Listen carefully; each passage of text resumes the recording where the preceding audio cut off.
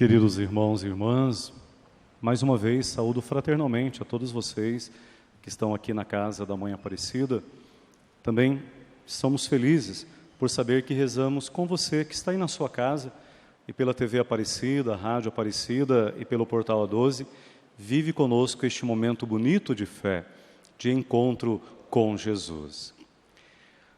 Acabamos de ouvir o Evangelho. Nós estamos no mês de setembro, onde a Igreja tenta fortalecer em nosso coração a importância da Palavra de Deus na nossa vida. Como precisamos aprender a rezar mais a Palavra do Senhor. Maria sempre rezou: aconteça na minha vida a Tua Palavra. Nós que somos devotos de Nossa Senhora, precisamos aprender muito do coração dela a rezar também assim. Senhor, que a Tua Palavra que foi proclamada no altar, que ela realmente aconteça na minha vida. Mas para que a Palavra de Deus possa acontecer na nossa vida, nós precisamos nos despir das nossas próprias palavras. Em muitos momentos, nós até aplaudimos aquilo que Deus fala, mas no dia a dia, o que prevalece mesmo é a nossa palavra, o nosso modo de pensar, os nossos caprichos, as nossas manias.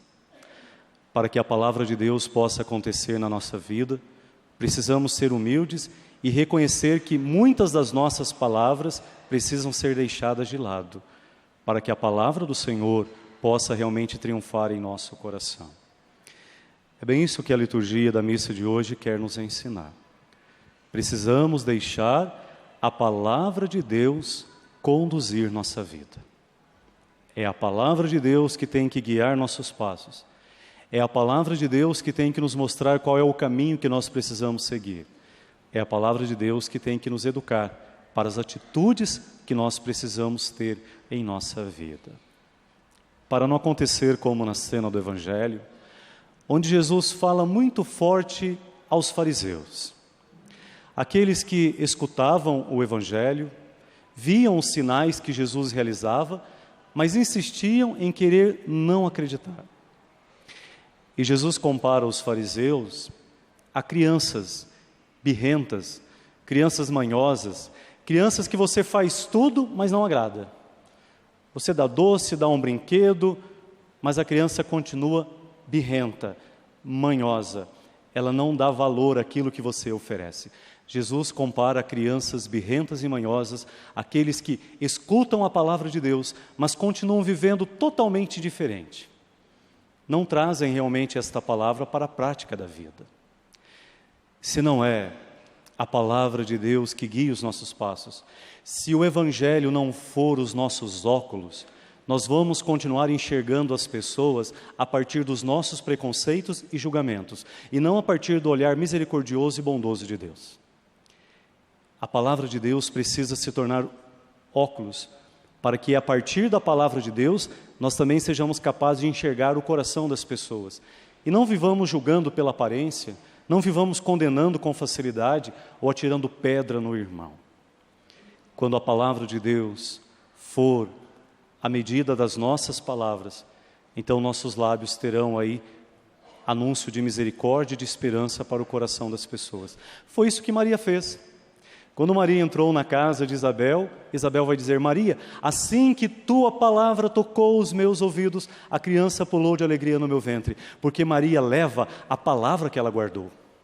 Se nós cristãos também guardássemos mais no coração a palavra de Deus, não teríamos palavras que ferem as pessoas, que diminuem a dignidade, que criticam, que excluem e que condenam. Então Jesus fala: aquele que pauta a sua vida pela palavra de Deus, não vai ficar preocupado com a palavra e a opinião dos outros.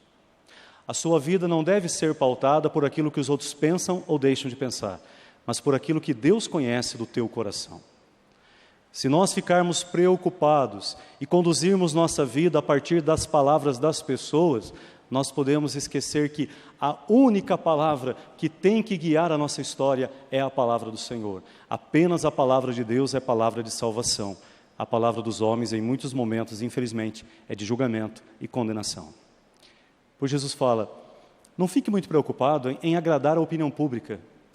Não fique muito preocupado em querer agradar os caprichos dos outros, mas que você deixe a palavra de Deus mostrar como você tem que se comportar e por onde você tem que conduzir a sua vida. Não adianta querer ficar agradando as pessoas, nós nunca seremos capazes de fazer isso. Veio João Batista, que era o modelo da pessoa que fazia penitência, o religioso ideal.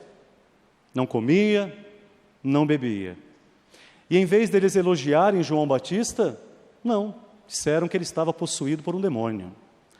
Veio Jesus, que come, bebe, conversa com as prostitutas, entra na casa dos pecadores. A expressão viva da misericórdia do Pai. Deveriam elogiá-lo? Não. Chamaram Jesus de comilão e beberrão, amigo das prostitutas e dos cobradores de impostos. Então Jesus diz, nunca paute a conduta da sua vida pela opinião e pela palavra das pessoas. Paute a sua vida por aquilo que Deus fala ao teu coração. Deixe a palavra de Deus te conduzir. Deixe a palavra de Deus mostrar quais são as palavras que você tem que guardar no coração para que um dia ela também seja proferida pelos seus lábios. Deixe a palavra de Deus mostrar onde está a verdade do amor, onde está a justiça, onde está a compaixão. Se não for a palavra de Deus que ilumina a nossa vida cristã, nós vamos continuar vivendo num tempo de críticas sem fundamento, de julgamento e de condenação. E é bem isso que nós estamos vivenciando agora. Nem bem o sínodo para a Amazônia começou e já chove nas redes sociais críticas ao sínodo. E as pessoas que mais criticam são aquelas que nem sabem o que significa um sínodo. Qual a razão do Papa Francisco ter convocado um sínodo pensando na evangelização da região amazônica, que compreende 9 países? As pessoas começam também a criticar o próprio Papa Francisco, como criticaram João Batista, como criticaram Jesus. Essas pessoas estão preocupadas com a palavra de Deus? Não, apenas com a sua opinião. São como crianças manhosas e birrentas. E não adianta você fazer nenhum discurso. Elas não acolhem, não entendem, não querem aceitar. O Papa vem e faz um bonito pronunciamento dizendo: o sino da Amazônia não é um evento político, não é um evento para governantes, é um evento de fé. Como já houve o sínodo para a África, o sínodo da Ásia, o sínodo para as igrejas orientais, o último sínodo extraordinário para a família, no qual saiu aquele bonito documento, Amoris Laetitia, Alegria do Amor, vai acontecer agora o sínodo para a evangelização da Amazônia. E há pessoas que nas suas redes sociais criticam, mas no fundo nunca nem foram na Amazônia. Não sabem a dificuldade que é evangelizar naquela região, onde missionários precisam às vezes navegar por 6, 7 dias num barco para chegar numa comunidade. Lá é uma realidade desafiadora de anúncio do Evangelho. O Evangelho é palavra que leva esperança e salvação. E nós precisamos assumir a missão na Amazônia como um compromisso. Se eu não posso estar na Amazônia fisicamente evangelizando, ao menos eu devo rezar pela evangelização da Amazônia. E as pessoas começam a criticar o sínodo sem nem mesmo saber o que ele significa. Como é triste isso. E essas pessoas dizem: eu critico porque eu quero que a verdadeira igreja do Cristo permanece. A verdadeira igreja do Cristo é aquela que está comprometida com a vida, com a justiça, com a verdade, com o amor, com o ser humano e com a natureza. A natureza é obra de Deus. E todos nós, pela fé, somos comprometidos em cuidar da obra de Deus. Quando uma árvore é derrubada, quando um rio é poluído, nós estamos ferindo o coração do próprio Criador.